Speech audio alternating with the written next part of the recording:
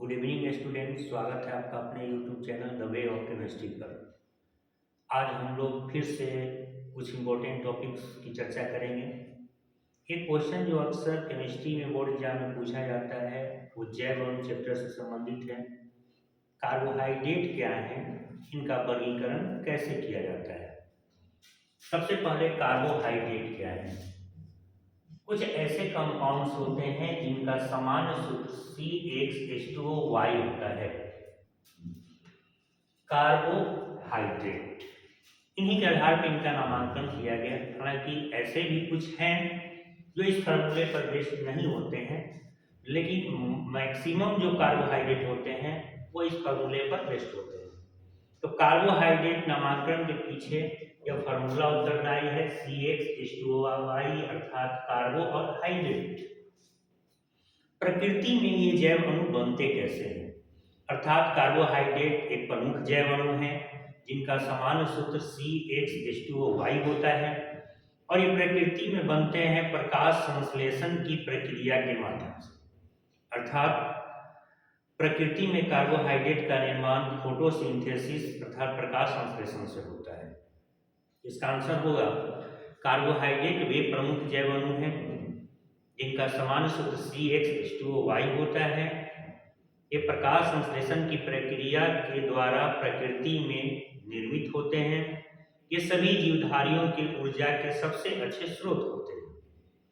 फिर प्रश्न यह उठता है कार्बोहाइड्रेट के वर्गीकरण के संबंध में। कार्बोहाइड्रेट का वर्गीकरण कैसे किया जाता है।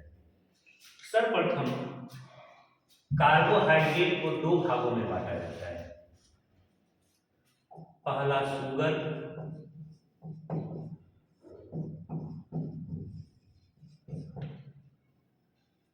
और दूसरा नॉन शुगर।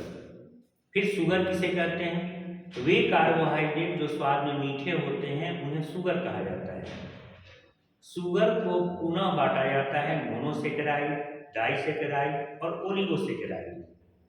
मोनोसेकेराइड किसे कहते हैं, तो वे कार्बोहाइड्रेट जो जल अपघटन के बाद अन्य कार्बोहाइड्रेट में विघटित नहीं होते उन्हें मोनोसेकेराइड कहते हैं। मोनोसेकेराइड का प्रमुख उदाहरण होता है ग्लूकोज,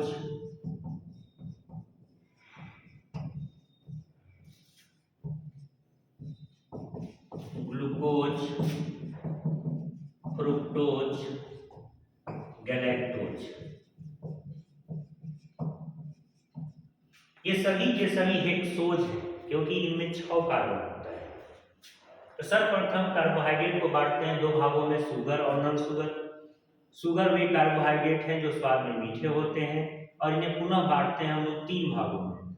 मोनोसेकेराइड, वैसे कार्बोहाइड्रेट जो जल अपघटन के बाद अन्य कार्बोहाइड्रेट में विघटित या विभाजित नहीं होते उन्हें मोनोसेकेराइड कहते हैं। इनके प्रमुख उदाहरण होते हैं ग्लूकोज, फ्रुक्टोज और गैलेक्टोज। दूसरा है डाइसेकेराइड।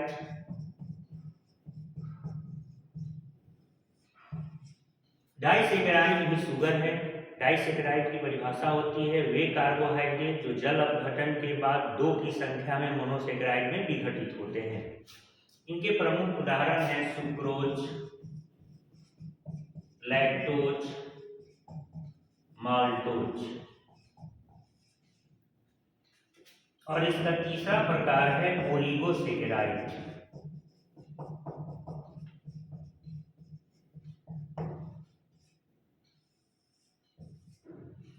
वे कार्बोहाइड्रेट जो जल अपघटन के बाद 3 से 10 तक की संख्या में मोनोसेकेराइड देते हैं उन्हें ओलिगोसेकेराइड कहते हैं।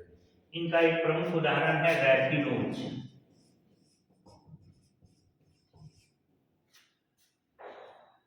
ये शुगर के तीनों पार्ट हैं। फिर मोनोसेकेराइड को भी हम लोग बांटते हैं कार्बन की संख्या के आधार पर। यदि मोनोसेकेराइड में 3 कार्बन है तो ट्राइकोज, 4 कार्बन है तो टेट्रोज, 5 कार्बन है तो पेंटोज, 6 कार्बन है तो हेक्सोज और 7 कार्बन मौजूद है तो हेप्टोज बोलते हैं। अर्थात कार्बन की संख्या के आधार पर मोनोसेकेराइड को पुनः विभाजित करते हैं। कार्बन की संख्या यदि 3 है तो ट्राइओज, 4 है तो टेट्रोज, 5 है तो पेंटोज, 6 है तो हेक्सोज और 7 है तो हेप्टोज बोलते हैं। फिर यदि किसी कार्बोहाइड्रेट में एल्डिहाइड समूह मौजूद हो उसे एल्डोज, और यदि कीटोनिक समूह मौजूद हो तो उसे कीटोज कहते हैं। अर्थात एल्डिहाइड समूह होने पर एल्डोज और कीटोनिक समूह होने पर कीटोज कहा जाता है। कुछ ऐसे कार्बोहाइड्रेट होते हैं जो टॉलेंस प्रतिकारक और फेलिंग होल से अभिक्रिया करते हैं। इन्हें अपचयित शर्करा कहते हैं अर्थात रिड्यूसिंग शुगर कहते हैं। और जो इनसे अभिक्रिया नहीं करते अर्थात टॉलेंस प्रतिकारक और फेलिंग होल से अभिक्रिया नहीं करते, उन्हें नॉन रिड्यूसिंग शुगर अर्थात अनअपचयित शर्करा के नाम से जानते हैं या अनअपचयित शर्करा कहते हैं।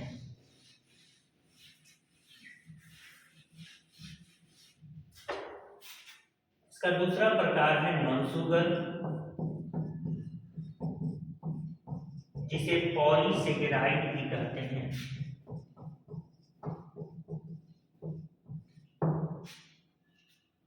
वे कार्बोहाइड्रेट जो स्वाद में मीठे नहीं होते हैं उन्हें नॉन शुगर कहते हैं। ये जल अपघटन के बाद 10 या उससे अधिक की संख्या में मोनोसेकेराइड देते हैं, इसलिए इन्हें पॉलीसेकेराइड भी कहते हैं। इनके प्रमुख उदाहरण हैं स्टार्च, सेलुलोज, ग्लाइकोजेन। स्टार्च दो प्रकार के पॉलीसेकेराइड का मिश्रण होता है, एमाइलोपेक्टिन और एमाइलोज। ये सब जल अपघटन के बाद सामान्यतः स्टार्च अल्फा डी ग्लूकोज में विघटित होता है, सेलुलोज बीटा डी ग्लूकोज में विघटित होता है, और संरचनाओं में बहुत हद तक सेलुलोज और ग्लाइकोजेन की जो संरचना होती है वो मिलती जुलती होती है। ये सब पॉलीसेकेराइड हैं।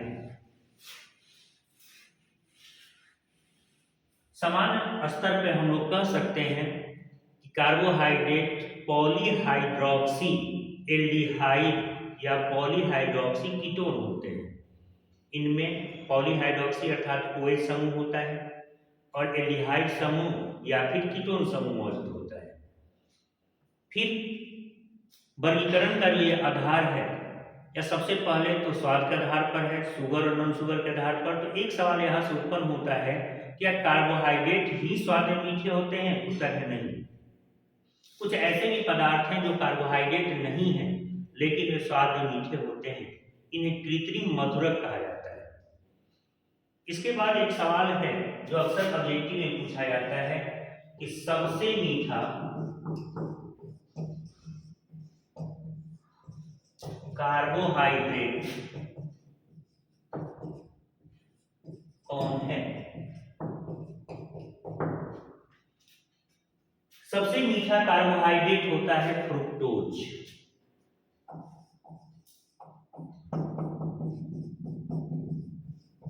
इसके मिठास के मान को 1.7 माना जाता है।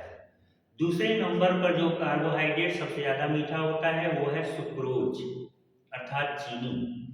उसके मिठास के मान को हम लोग यूनिटी अर्थात इकाई मानते हैं। अर्थात सबसे मीठा कार्बोहाइड्रेट फ्रुक्टोज होता है और इसके बाद जो कार्बोहाइड्रेट सबसे मीठा होता है दूसरे नंबर पर वो है सुक्रोज।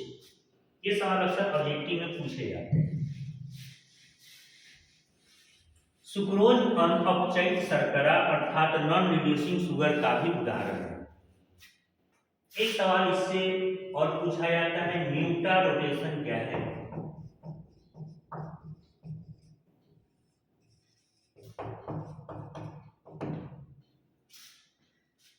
ग्लूकोज जो एक प्रकार का मोनोसेकेराइड भी है, एक प्रमुख कार्बोहाइड्रेट भी है।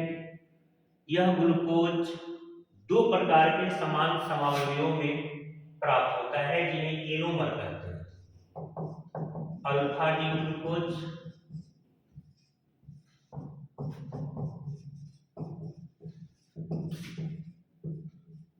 और beta D glucose.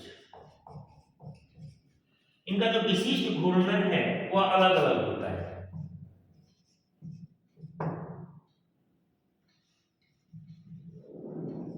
Alpha D glucose का विशिष्ट घूर्णन +112 डिग्री होता है और बीटा डी ग्लूकोज का +19 डिग्री। इन दोनों को यदि हम लोग जल में डाल दें तो ये विशिष्ट घूर्णन 52.5 डिग्री हो जाता है। ग्लूकोज डेक्स्ट्रोरोटेटिव होता है अर्थात ये प्लेन पोलराइज्ड लाइट को दाईं ओर मोड़ देता है, लेकिन सिर्फ दो समावयवी हैं जिनमें से एक alpha D glucose plane polarized light को 112 डिग्री दाईं ओर मोड़ता है और beta D glucose plane polarized light को 19 डिग्री दाईं ओर मोड़ता है। लेकिन यदि इनका सॉल्यूशन जल में बनाए तो दोनों के रोटेशन अंततः 52.5 डिग्री हो जाते हैं, जो दाईं ओर प्लेन पोलराइज्ड लाइट को मोड़ते हैं। तो विशिष्ट घूर्णन में जो परिवर्तन होता है इसे हम लोग कहते हैं म्यूटा रोटेशन। तो म्यूटा रोटेशन वह प्रक्रिया है जिसके तहत ग्लूकोज के दो समावयवी जो क्रमशः एनोमर होते हैं, अल्फा डी ग्लूकोज और बीटा डी ग्लूकोज, यह अपने विशिष्ट घूर्णन में परिवर्तन करते हैं।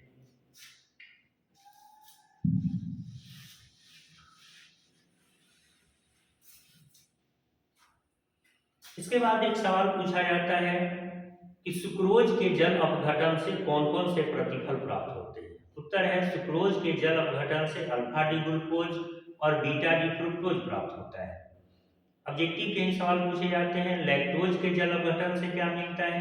उत्तर है लैक्टोज के जल अपघटन से बीटा डी ग्लूकोज और बीटा डी ग्लैक्टोज प्राप्त होता है। इसी तरह का एक और सवाल है, माल्टोज के जल अपघटन से कौन से प्रतिफल मिलते हैं।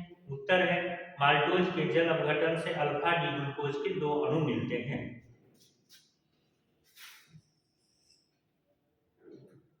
न्यूक्लिक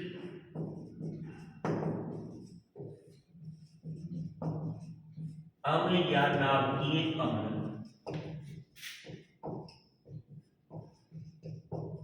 क्या है। What are nucleic acids. इस क्वेश्चन का उत्तर है न्यूक्लिक अम्ल या नाभिकीय अम्ल प्रमुख जैव अणु है जो सजीवों के आनुवांशिक गुणों के वाहक होते हैं। ये दो प्रकार के होते हैं, डीएनए और आरएनए।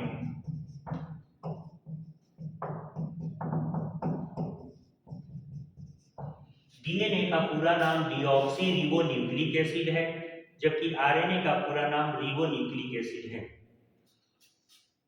एक और महत्वपूर्ण छोटा सा सवाल पूछा जाता है कि नाभिकीय अम्ल के दो प्रमुख जैविक गुणों को लिखें।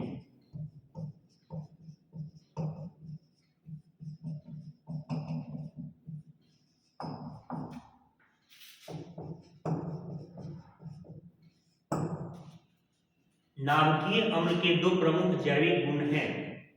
पहला, प्रोटीन का निर्माण। नाभिकीय अम्ल प्रोटीन के निर्माता होते हैं, प्रोटीन के निर्माण में प्रमुख भूमिका निभाते हैं। दूसरा, रिप्लिकेशन अर्थात द्विगुणन।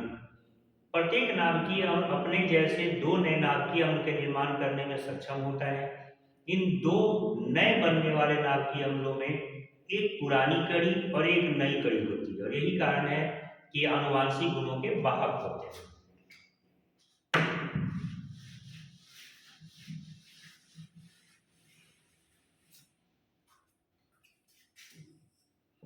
अगला क्वेश्चन है, विटामिन सी का रासायनिक नाम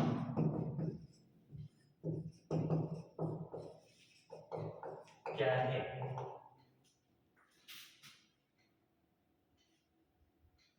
यह शरीर में संचित नहीं होता है, क्यों।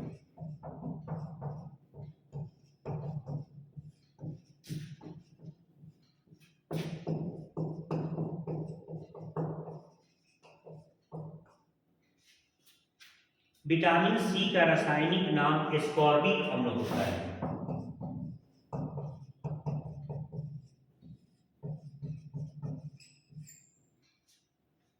यह अलग सब्जेक्टिव में भी पूछा जाता है। विटामिन सी का रासायनिक नाम एस्कॉर्बिक अम्ल होता है और यह जल में घुलनशील विटामिन है। यही कारण है कि आवश्यकता से अधिक मात्रा होने पर यह जल में घुलकर यूरिन के माध्यम से उत्सर्जित हो जाता है और विटामिन सी शरीर में संचित नहीं होता है। आज का क्लास नहीं, नेक्स्ट लेक्चर में हम लोग इससे आगे क्वेश्चंस देखेंगे। यदि आपने अभी तक चैनल को सब्सक्राइब नहीं किया है तो इसे सब्सक्राइब करें, अधिक से अधिक शेयर करें, इसे लाइक करें। धन्यवाद।